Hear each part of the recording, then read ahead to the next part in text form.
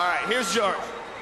I'm very glad you won that fight, Matt, but I'm not impressed by your performance, and I look forward to fight you in the near future.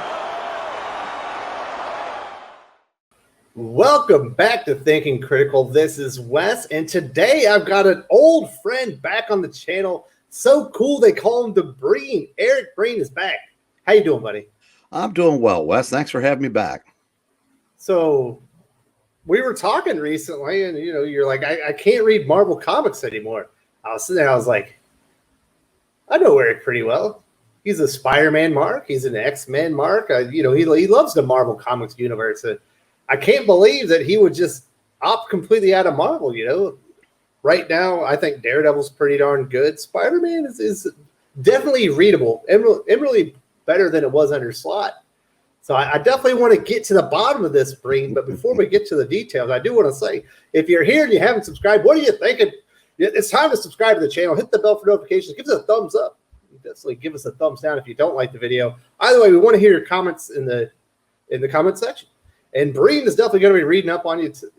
If you can relate to what he's got to say today, he wants to hear it. If you think he's an idiot and he should be reading Marvel Comics, he definitely wants to hear that too. Now, like I said, in my recollections, I remember you being essentially a Marvel homer, a Marvel mark, but you're out of the Marvel Comics business. How did this happen? Well, yeah, let me take a minute to say that, I started reading comics in late 1975, and I started with a couple of Marvels, Fantastic Four, Iron Man, and then a couple of DC titles, and then as the months wore on, I kept adding titles every month, and I started reading Spider-Man and the Avengers, and just loved them. When I first started, the Fantastic Four, the Ben Grimm, the thing had just turned back into Ben Grimm and was replaced by Power Man, and I thought, man, this is really cool. Iron Man, his best friend had turned into the Freak, and he had to fight his best friend, and the Avengers had the Squadron Supreme storyline. At the same time, other members were, taken back to the Old West to fight Kang. And Spider-Man, J. Jonah Jameson had just gotten pictures of Spider-Man as, a dead body of Peter Parker. It's like, whoa, what's all this? So there was a lot of really, really cool things happening, with the company. And in that first year, they introduced a new character called Nova. And within the first year, they introduced, Ms. Marvel, who'd been a character as Carol Danvers in the old Captain Marvel series. And it was great. There's a new Black Panther series. So it's like everything about Marvel just seemed to really be, fun to read.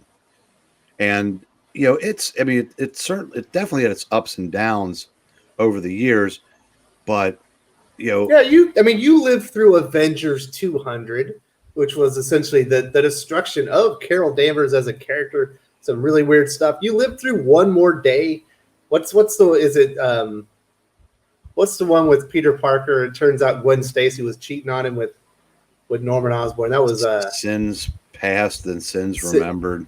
Yeah, Sins Past. You lived through Sins Past, but you always came back. So it's not like you're just totally turned off by a bad story arc or a bad turn for a character. You're willing to forgive those things, right? Oh, absolutely. As I said, that Marvel actually got pretty bland as far back as the late 70s because a lot of their best writers had moved over to DC.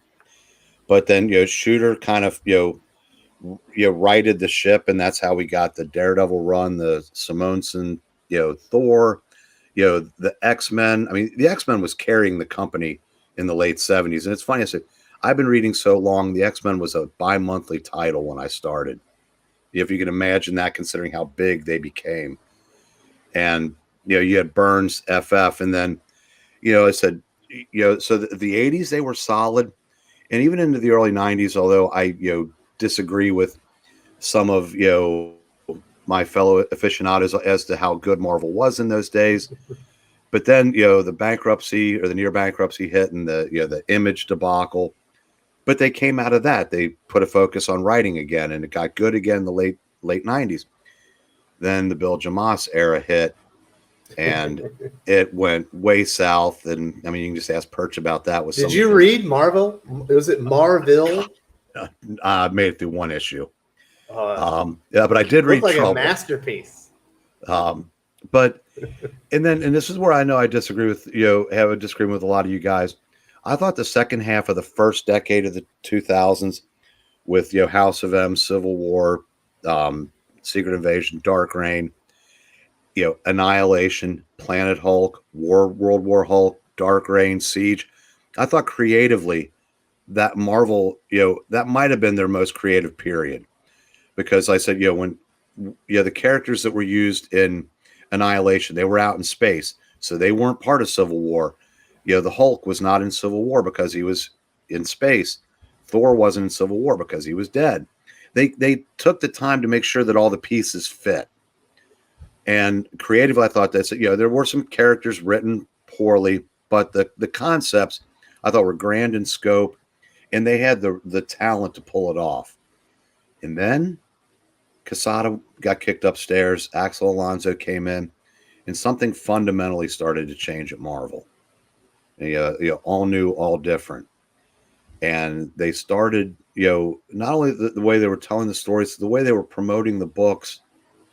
It was, you could tell something was changed in what their focus, their focus shifted, and it became more, less about, continuity and more about just, what are we going to do? Like, for an example, I said, they started a new X book with all female characters, and the way they promoted it was, we've covered them all up.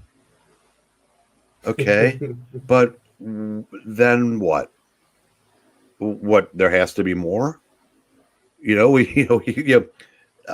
a story to go along with this? We gave you an all-female X-Men team. Isn't that what you wanted? And we took away the male gaze. Take that, you incels. It's like something just started shifting. And then, in the Avengers, they became what I like to refer to as Oprah's Avengers. You get to be an Avenger. You get to be an Avenger. And it's just, and then the events just started, coming fast and furious, overlapping, and they would forget the event they were on before the next one started. None of them had any consequences, which was far different from the ones that I referred to just a few years before. Yeah, you think about Marvel Civil War, which I know a lot of people have issues with it, but you think about the consequences and the fallout of Civil War. Just think about Captain America. Yeah. Dead. And I mean, and we all knew he was coming back, but it was just how, the ride to get to that point. And we got, Bucky as Cap reluctantly at first, and then he kind of, grew into the role. And, I said that the stories in that time, while that was going on, Norman Osborn was in control of the Marvel Universe. Basically, like I said, the inmates were truly running the asylum, and the good guys, had to work from the shadows because, Tony's idea had been co-opted by an insane megalomaniac, genocidal, Norman Osborn. But you knew that was going to have a satisfying payoff. And, the stories along the way, like Dark Reign. I mean, when Dark Reign was out, there was about 25 different miniseries, and I read them all. Mm-hmm. And there really wasn't a clunker in the bunch. And it was all leading up to what happened in Siege. And that had a very satisfying payoff. And the big three, Marvel's trinity of Thor, Iron Man, and Captain America finally came back together. And then they had they even gave us a 5-issue miniseries where they had an adventure with just the three of them again, kind of like, to reaffirm their, friendship and their, camaraderie. And that led into, I think the New Age of Heroes, which was okay for the first year. And that's where we got Fear itself. And then you could start seeing the cracks in the armor there. Yeah, you think about, you get into Civil War 2 and you compare that to the fallout of Civil War, and you're seeing the effects going on for years. It took years before Tony and Thor and Cap were all on the same page together again. You look at Civil War 2, really the fallout of Civil War 2 was it was just leading into the next event. Yeah, and I said, I remember there was an issue of Thor when he had first come back, and he confronted Tony Stark, and Stark had the temerity to tell Thor he had to register, and he basically just knocked him around a little bit. And Thor said, or Tony says, "Wow, you've never been that powerful." And he goes, "No, I've just always been holding back." And and so they had to come back from that. I mean, because their friendship was fractured. Because how would you feel if you came back to life and found out your best friend had made a clone of you? Yeah, and killed a bunch of people. Yeah. And So it took years to get back to a good place for them. Now it seems like Carol Danvers kills Tony more often than they kill Kenny on South Park, and Tony's fine with it the next month because there are no consequences in Marvel anymore. There are no repercussions for anybody's actions, and it's just like the characters they don't have their personality anymore. They seem now the characters seem to be more like self inserts of the writers. Yeah, I've heard, I hear people all the time saying there's like 4 different personalities for Kamala Khan, depending on who's writing her, and you never got that. Marvel might have had some bad stretches over the years, but the core characters remained the same. I mean, you knew what you were getting with them, and now they just seem to be almost like just like empty shells to be filled with the personality of whoever's writing them at a particular So you point. think it's deeper than just a continuity issue? Because here on the channel we've talked about at one point you'll have Tony Stark like out in space fighting in the plant monsters in Empire, but at the exact same time you got Iron Man 2020 going on where he's no longer a human, he's an AI and he's fighting his brother. But also in Avengers he's been thrown back in time and he's in the Stone Age. You're like, wow, this continuity is really messed up. But you think it's deeper than that. It's the character continuity that's really failed them. It's both. I mean, right now, again, once upon a time, if Thor was out on a quest in deep space, he wasn't being used in the Avengers, and they would say why. One time there was an event that involved the Casket of Ancient Winners that involved the Avengers and Thor. And in that particular month at Marvel, it snowed in every Marvel comic because it was snowing in Thor. Now, like I said, you've got Donny Cates has him off in space, fighting Galactus, who we now find out is the herald of somebody else, and he's in the Avengers, with a completely different personality. Now I understand that anybody can wield the hammer, and that used to mean something in the once upon a time. Now it's like the things that the Marvel standards, like for years you never heard Black Bolt speak. You never even saw thought balloons. You just had to imagine what he was thinking by his body language, what other people were saying for him. Thor's hammer could only be lifted by Thor because of Odin's enchantment, and then on the rare occasions when someone else could, there was a good reason for it, not because it's a tee-hee moment, so the writer can get a chuckle. Mm-hmm. It just doesn't. Yeah, in the last recently, it was like a auto mechanic, from Oklahoma, was wielding the Thor. He got all new costume, and Iron Man slapping him in the face with everyone's saying I'm saying it wrong. I think it's Mjolnir. Mjolnir, yeah. Which is, I guess, a callback to the moment when Thor slapped Iron Man in the face for trying to make him register. And you could go back to Eric Masterson, and Jake Olsen when he absorbed his essence because he'd accidentally gotten him killed in a battle. But those seem to be more thought out. Now it's almost like what am I going to do this month? We'll just let a mechanic have the hammer. It's something. How long have you been out of the Marvel game? When did you give up Marvel Comics? Probably around 2013, 2014. So you just haven't been reading Marvel Comics for 7 years? Yeah, I've kept an eye on what's going on, but I see that I see what they're doing, and I just, I don't know. I said,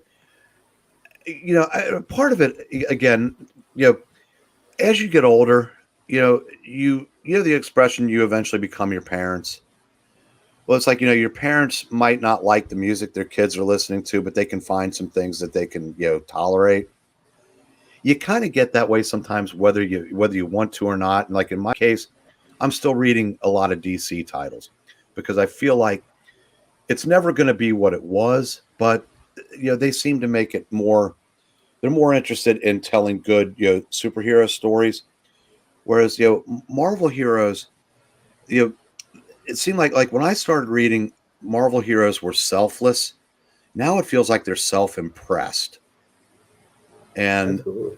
that's something that's kind of troubling to me. And I honestly think, and I try very hard not to get political, but I think if I had a different set of political beliefs, it would be easier for me to embrace what Marvel has become, because it would be more along the lines of confirmation bias, because there it's definitely written to left-leaning sensibilities. I don't have those, but and you can say they were always left-leaning, but it was also character and story driven. So that's how I developed a lifelong love It's of comics. interesting. Like in my opinion, the last 4 years, the two best ongoing titles that Marvel has had were Immortal Hulk by Al Ewing, which is still ongoing. It's going to, I think it's up at issue 30, 35, 36, something like that. And then Daredevil right now from Chip Zdarsky, which I think is absolutely amazing. But even within those are great runs. But even in Al Ewing's Immortal Hulk, very first issue, big message on gun control. What is it? Issue 26, anti-capitalist message. I can't remember the exact issue when he was told to check his green privilege. Over on Daredevil just recently, and I'm going to, I talked about this with Perch yesterday on the channel. Daredevil confronts Tony Stark Iron Man and says, you need to buy up all the property in Hell's Kitchen and rent it out to the tenant or the inhabitants for nearly nothing. He goes, you want me to lose $1 billion? It's like, yes, it's the right thing to do. It's like, even the great runs, you have to put up with a lot of weird messaging, is what I'm saying. Yeah, it's Matt Murdock has always been a bleeding heart liberal, but now he's become an uber progressive. Well, he's Chip Zdarsky. Right. That's my point. Matt Murdock is Chip Zdarsky's personality. And like I said, that's, again, if you go back even like 10 or 11 years ago, the people writing for Marvel, they may have held those beliefs, but it was still story first. And you could separate your personality from the characters you were writing. And I think that's something that you don't see nearly as much of from Marvel. And there is still, but over at DC at least, you do get some, earnest attempts at superhero storytelling. And I know, like I said, you weren't a big fan of the Joker War, but at least they were, the characters weren't, they were behaving like the characters that you knew. Just maybe like the results of the story might not have, been to I your just thought liking. it was too slow. But Marvel, it just seems like the beginning of the story in the middle, and he didn't ramp up, so he kind of had a powder for 5 issues before he got to the main event. That was my issue. Yeah, but that's But more. Batman was acting like Batman. He was doing Batman things. But that's more to the modern way of telling stories, where everything has to be in 6-issue increments. And that's another thing that we didn't have, 45 years ago. That we do now, and that's something that, again, that might be another thing that why it's easier for me to retreat into the past to read great stories, because now it's almost like it takes too long to get to the payoff, no matter no matter how good the story is. Chris Claremont, it was like, oh, he's the master of the slow burn. Yes, some of his storylines took a while, but he introduced them. It wasn't like a continuous Dark Phoenix saga. Or if you think about Days of Future Past, it's 2 issues. Yeah, it's an amazing story. It's done in 2 issues. So I do want to ask you, Eric. You know, obviously, you love the characters at Marvel. You go and you're reading Marvel comics now. It's just back issues. You're just not reading current Marvel. What would it take for Marvel Comics? What would they have to change? What would they have to do to bring a customer like you back into the fold and be back part of the Marvel family? I'm not sure what could be done at this point other than a return to the kind of storytelling that they did either 45 years ago or even 15 years ago. There I'd like to see, it was a good first step of getting some of the main characters back. Although, I'd like to see them all integrated into one universe, and if one character is in one book, he's not off in his own book doing something that couldn't possibly exist at the same time. Stop teasing us a Peter and Mary Jane getting married again, and just do it. Or maybe stop giving Carol Danvers a new set of powers every 6 months, hoping that this time fans will embrace her as the greatest character ever. And just go back to telling good stories and not trying to be so impressed with yourself. Make the characters impressive again. And yeah, again, let the readers determine when the character's done something amazing that is catapults them to another level as far as superheroes go. It feels like the publishers themselves, and DC does this as well, is always trying to push what they want the character to be instead of letting the readers react to their stories and then understanding what the character has become. You know what I mean?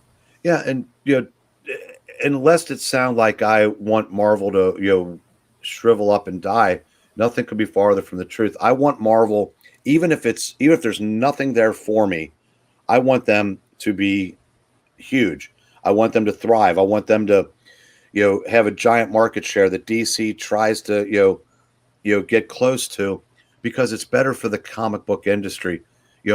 It's for as long as I've been doing this, as Marvel goes, so goes the industry. A strong Marvel is better for everybody. And like I said, whether they do anything for me is irrelevant. It would be nice, if I could find some things to read there again. But I just want them to be successful, because I said it makes it's better for the shops, it's better for the hobby, it's better for the shows if we ever get them again. Everybody benefits from a strong Marvel. Absolutely. So do you feel like there's a piece of you missing? Are you content with just reading DC and maybe some independents and not having current brand new Marvel comics in your life? There's that part of me that, if someone's been reading for as long as I have, to not be able to read, Spider-Man or Captain America or Fantastic Four. Yeah, it's kind of, something does, a little piece feels like it's missing, but then, I can't read Superman right now, because of the damage being done by he who shall not be mentioned in this video. But also, also another thing, if you've been doing it as long as I have, it's kind of like they say about the weather in some places. If you don't like it, just wait 15 minutes. There's always a chance that it'll come back to something that I'm interested in. And if not, I've got 60 years of stories to read again. And you said you've been reading comics since 1975 and you still haven't read everything. No, well, in my case, it's kind of rereading everything. But at my age, I've forgotten. I've forgotten more than some people know. It's probably true. Mm-hmm. So there's a lot of stuff out there. Eric, I really appreciate you coming on the channel talking about some of your issues with Marvel Comics and where you kind of think it all went wrong. I think this was really productive. I think a lot of people are going to relate to what you're saying, and we're going to have a lot of feedback in the comments section. I really appreciate having you back on the channel. Hopefully we can have you back next week. I hope so. This was fun. Absolutely. All right, later, brother. See you. Duck lives.